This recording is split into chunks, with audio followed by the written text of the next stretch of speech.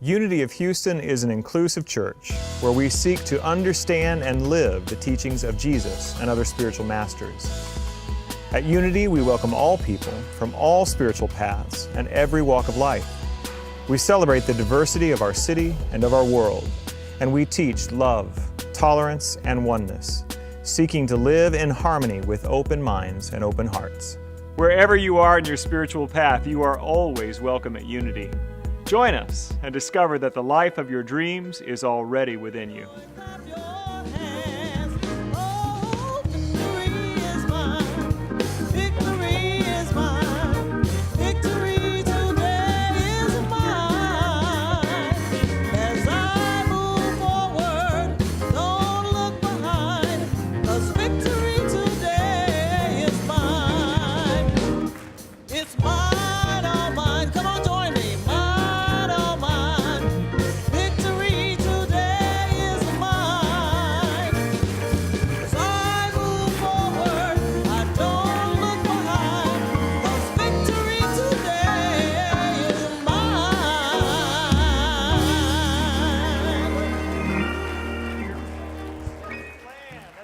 Choir director, in case you don't know. She's amazing. We love having you with us, Stephanie Bland. Before I introduce our guest speaker, there are a couple of things that I really wanted to say some thank yous. Last night we had our wonderful Trunk and Treat sponsored by the Youth and Family Ministry. We had 37 people open the trunks of their cars and give out sugar to kids. All right? It was great. The pictures were great. And it was a busy weekend. Then on Friday night, I was officially installed as your senior minister. It was great. We had our installation ceremony, and believe me, you do not want your ministers improperly installed. That's not good. And I was so moved, and I didn't have any prepared remarks, and I kind of stood up here, and I saw the people who were part of that, and I thanked them, but there were some people I did not thank that I really wanted to, and I just want to take a moment. Stephanie Foy and her team, Cindy Wolfram and others who did the reception, and it was a beautiful, beautiful event, so thank you for them, our whole team. The whole team who really made that thing happen, and the other people that I didn't see them in front of me, and I forgot to thank them. And the reason I didn't see them in front of me is because they're behind the scenes doing everything, and that is our staff here at Unity of Houston. They were incredible. So thank you to our staff. Just amazing. Do you want to come up here? I'm introducing the amazing, incredible Rev Karen Russo. She is the author of the award-winning Money Keys, Unlocking Peace, Freedom, and Real Financial Power, endorsed by our teachers, Dr. Michael Bernard Beckwith, Catherine Woodard Thomas, and Harv Eker Proctor, T. Harv Eker Proctor. So she is an MBA from Columbia. She's smart. Obviously, she's gorgeous. She knows her stuff. But this is her bio, and she said, don't read all that. What I want to tell you is she is my friend and my prayer partner, and she is my teacher, and she has healed me in the world of my finances. A few years ago, I'd gone through a career change. I had amassed some debt. I was struggling. I'm sure many of you have experienced times like that in your life. I didn't know what to do. Karen and I were at a conference in California. We sat together on a bench overlooking the Pacific Ocean, and she talked to me about the masculine energy and the feminine energy in my finances and how it felt to her like maybe the masculine energy was paralyzed or cut off in some way. And I didn't even know what that meant because I had not yet taken your class, but something rang like a bell in the air between us. I began to cry. Something opened up in me. She gave me some wonderful, here's the thing you need to know about Karen. She has this grounded, incredibly practical approach to seeing God show up in your financial life. On one hand, she is grounded. On the other hand, she is open to the infinite possibility of spiritual reality. She is a New Thought ordained minister. She has so much that she brings. But I will tell you, within 6 months, I was healed, out of debt, completely transformed. My financial advisor says I'm doing good. And I have to tell you, nobody ever said that about my finances before, that is due in large part to the teaching and the consciousness of this woman. Please give her a warm welcome, Karen Russo. Thank you. Oh my God. Yes. Oh, look at this.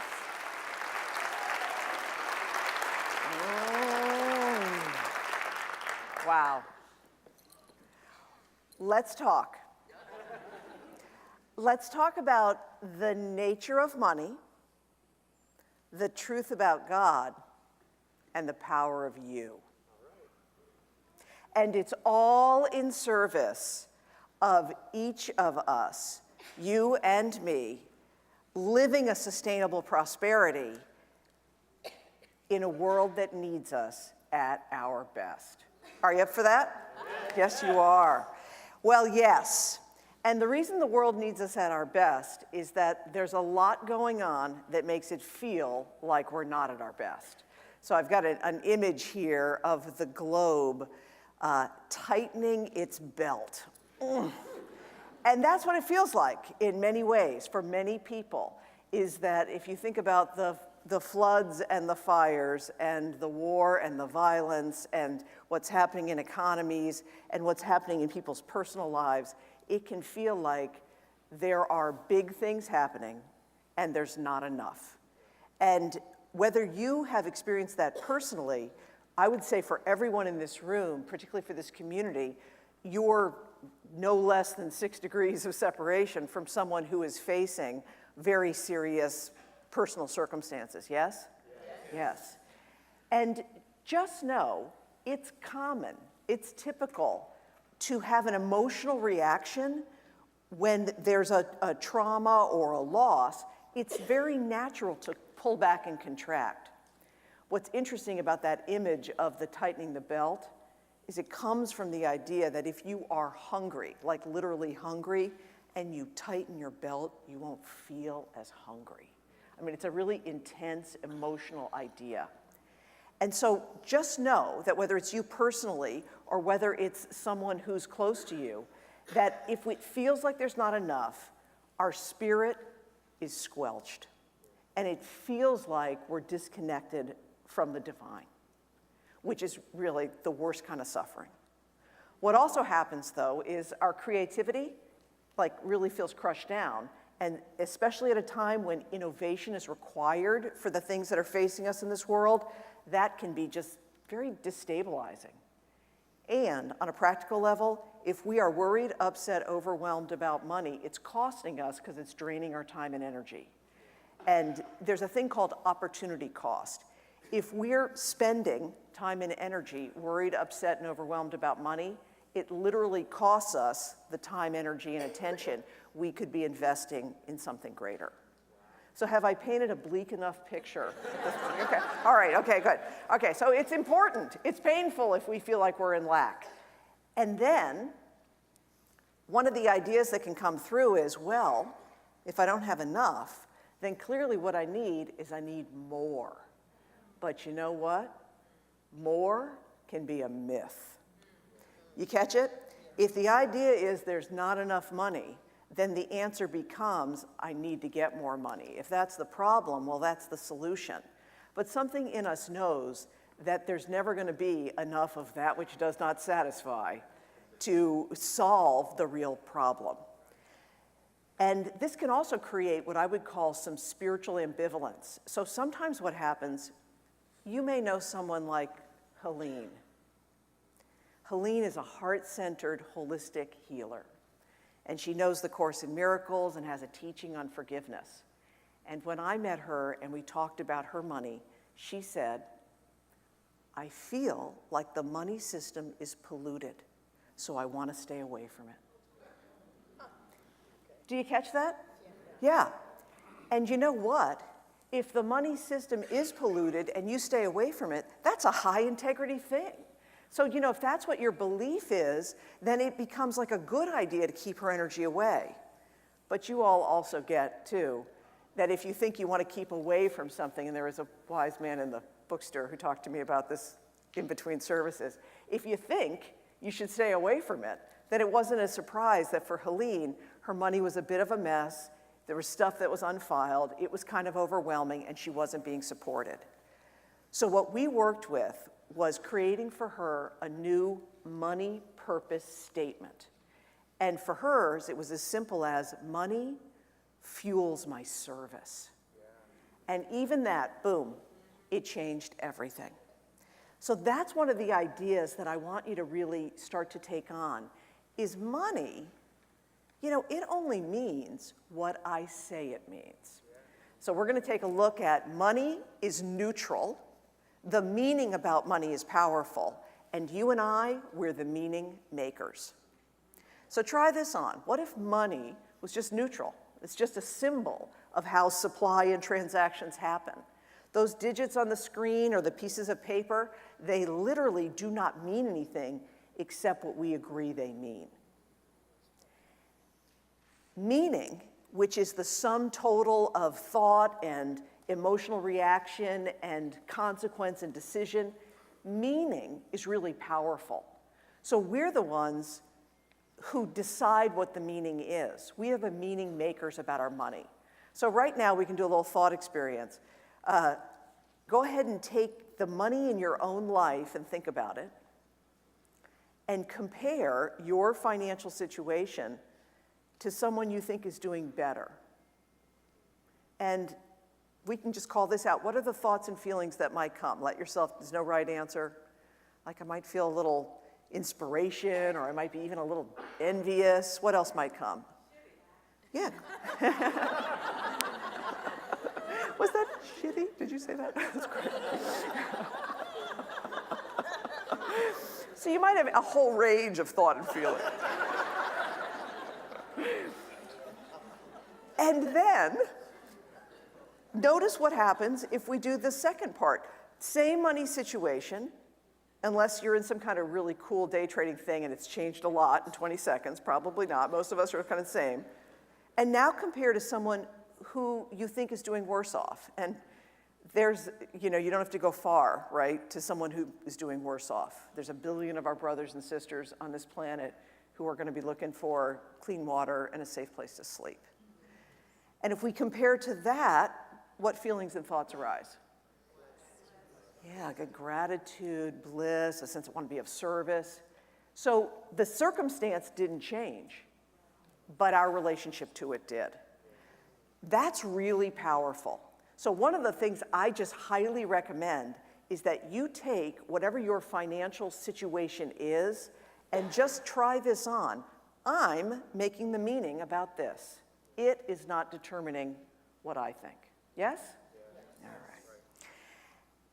So with that, what we have an idea about money, let's talk about the truth about God. And we bring in the idea of spiritual source and material channels. Spiritual source is the living Christ in us. Spiritual source is the unconditional, infinite, eternal, ever-creative nature of God. Our oneness with spiritual source, that's really like our ultimate reality. Material channels are the things of this world that have beginning, middle, and an end. And these are the things where money flows through. So it could be good-looking, generous lover. It could be a secure job, a portfolio, your real estate, your bestseller, your database. Those are the channels of this world. Where we get in trouble is kind of two places. One is if we think the security comes from the channel. So even when it's a good one, a really good-looking, really generous lover, or a super secure job, if we think the security comes from the channel, something in us knows it's not true, so we'll always feel a little bit off. And that's, I think, one of the worst places to be, is like, I'm worried about losing a channel, and deep in my soul, I realize it will never do for me what it can't do.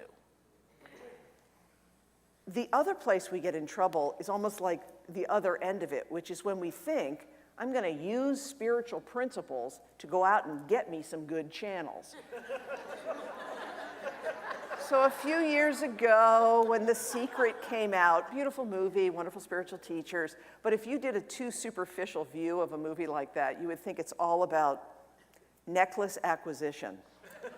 I see a pretty necklace, ooh, I want a pretty necklace. I'm gonna get a pretty necklace, right? The idea that, like, if I just concentrate on a thing, I can somehow pull it in. Now, Mama loves a pretty necklace. We love our material channels, but the right relationship is to be great stewards of material channels, which is what you heard when Jackie talked about her giving to Unity of Houston is from a place of understanding. This ministry is a channel for her spiritual inspiration, for her sense of belonging. She's participating in it. That's right relationship with channels. I was so blessed. I did a lot of my early science of mind teaching and practitioner teaching and ministry with Dr. Michael Beckwith of the Agape Center. And after The Secret came out, when Dr. Michael was traveling around, he said, people are stopping me in airports and they're saying, can I use these spiritual principles to get more profit in my business? And he said, you don't use the Spirit uses you. You catch it? Yeah. And that's, I think, the kind of like the beauty of understanding spiritual source is when you all are singing like, here I am, there's a sense of like, let me surrender to the plenty and then let me bless it through the channels. All right. And I want to tell you something about how powerful you are, which is you're already doing this in some area of your life. So we have an image of an individual who says, I'm going to step into my prosperity now. And already, somewhere in your life, you know you're prosperous. Like there's already some place where you can feel the plenty of the divine and the presence of God is right there with me. So it may be for some of you, you have relationships with your animal companions where you can look into little eyes of that little one and you just absolutely know here's how God shows up. Other people have it around how they are with their food. They just know this is, I see that there's a divine source circulating. Some people will say, I feel abundance in my friendships. So I know that even if friendships come and go, I don't worry that there won't be enough. I'm a good friend, friends come. Wherever you already have a sense, God is here and I enjoy it and I participate in it, you can do that with your money. You catch it? So she's like, yes, you can. And that's the kind of empowerment that I feel like our teaching is really about. It's less about how do I use the principles to get enough of another thing so that I will solve a current day problem and then I'm gonna have to use them again. It's more about let me have an empowered way of living where I'm really bringing this forward. So I'm going to preview a couple of ideas that we'll go deeper with into the workshop that are ways that you can embody prosperity for your life now. So the next is this idea about the masculine and feminine. And I love that Reverend Michael talked about this. Wealth is built through action and awareness. And it's interesting, your talk was the giving and the gratitude is kind of like that. That's sort of a good example of that. Our experience of wealth does come through conscious action. Action is the masculine, it's the giving. So it's things like when Kenneth sang, I decide, that's a masculine energy. And all people, men and women, all have masculine and feminine energy to play with for creation. Also in the masculine is clarity, choice, action, direction. Important for wealth. We get focused when we have that. Also critical for our wealth is receptivity, the feminine, is the qualities of awareness around the wealth and materiality that we do have. So with wealth building through awareness, it's the capacity to have, to feel it, to enjoy it. And if we can't develop the capacity to have something, it's really hard to go out and get more of it. Do y'all catch that? It's a little bit like if one of you went to one of the beautiful Unity teachers after the service and said, please pray for my perfect relationship. And you came up and you said, I really want to meet a beloved. And when I meet that person, then I am going to take really good care of myself and develop more patience. And this beautiful Unity teacher would certainly take a deep breath, and they might give you a tiny bit of coaching and say, oh, honey, don't wait, right? It's like, yeah, we'll pray that in, but if you want to experience self-care and patience, those things, you've got to be able to have that in your own being before something on the outside brings it. So that's why giving and receiving, action and awareness are so critical to really building a sustainable, wealthy experience. And the other piece that came through, so I created the Money Keys Ministry about 10, 12 years ago. I'm an ordained minister. It became clear I would bring some kind of message forward, and I just said, well, let's see, I love God, I love money, how do these things go together? And one of the things I was interested in is I'm very inspired by many of the wonderful, by Eric Butterworth and Edwin Gaines and Diane Harmony, and all these other wonderful prosperity teachers. And I was just like a little bit like, what's up now? And here's what I saw. So kind of think back like 2003, 4, 5. I was traveling around and I would go to spiritual centers, Unity, New Thought, Holistic Chambers, and I would find people were very much in high vibration of abundance. And they were praying and doing affirmative prayer, but a little light on habits and tactics and action. And then I would go to those wealth building workshops, get 1,000 people in a ballroom, you've got a millionaire mind, and we would all be gonna be doing some residential real estate stuff, and oh, you went there too, and did you sign up for that tax lien thing? Yeah, I did that, yeah, okay. You're signing up for all these programs, and it was a lot of tactics and strategies and programs and mindset, how do rich people think? But it was light on the mystical, on the surrender to spirit. So what came through for me was, let's do a model, and you'll see this called the money map. Let's do a framework where it's you in the center, and then there's 3 areas: spirituality, which is our relationship to the transcendent about money and wealth; beliefs, which is thought, emotion, and conversation; and habits, which are our actions and our systems and our information. And just like, if you think about an individual who's got good physical health, they're probably developing strength, endurance, and flexibility. You might be doing different kinds of programs, but those 3 things together create the health. That's what I've seen about having our wealth experience happen through us in an integrated, holistic way, is we want to work on all 3 areas. You catch that? Yes. Yeah. And when you do this, it's a blessing. And it's a blessing in 2 ways. And I think I forgot the quote about you, Rob. We'll go back and do that quote for my beloveds who are working the slides. When we put this together, it's a blessing in 2 ways. One is, we don't diminish anybody else's experience when we have our own experience of the divine.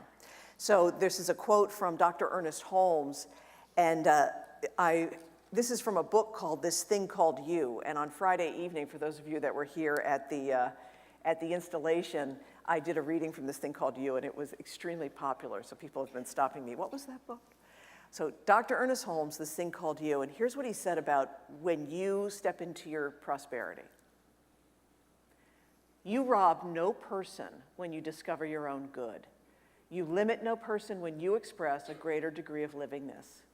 You harm no one by being happy. You steal from no one by being prosperous. You hinder no person's evolution when you consciously enter into the kingdom of your good and possess it today. Do you feel that? Yeah. I think this is one of the pieces that's so important, is that the decision to participate in a spiritual approach to my own money and prosperity, not only is it a blessing to me, but because we are all connected, I'm a better family member, I'm a more generous neighbor, I'm a more active participant in the spiritual community. I'm blessed by my giving, I'm blessed by my own prosperity, and it blesses all. So there's another way that this blesses, is it's an act of self-love for all of us when we participate in a holistic approach. So we've got an affirmation that this came from one of the early Money Keys beloveds, and it's on a glossy $100 bill. And I'll say it first, then we can say it together. I love and respect myself enough to live a financially prosperous and responsible life. Together. I love and respect myself enough to live a financially prosperous and responsible life. Do you feel it? Yeah. Yes. And when you do this, when you choose this through self-love, when you put these principles into action, when you step into giving and receiving in a way that is powerful, you are lifting up the world. I think in many ways that integrating our experience of money and wealth into a wholesome spirituality is this beautiful community raising up the oneness of God and the goodness of people. Thank you all so much. Thank you for watching this message today. I'd like to invite you to join us in person here on campus at Unity of Houston for Sunday morning or Wednesday evening services. If you can't be with us here on our campus, you can still join us live on Facebook or on our website, unityhouston.org, Sunday mornings at 11 a.m. Central.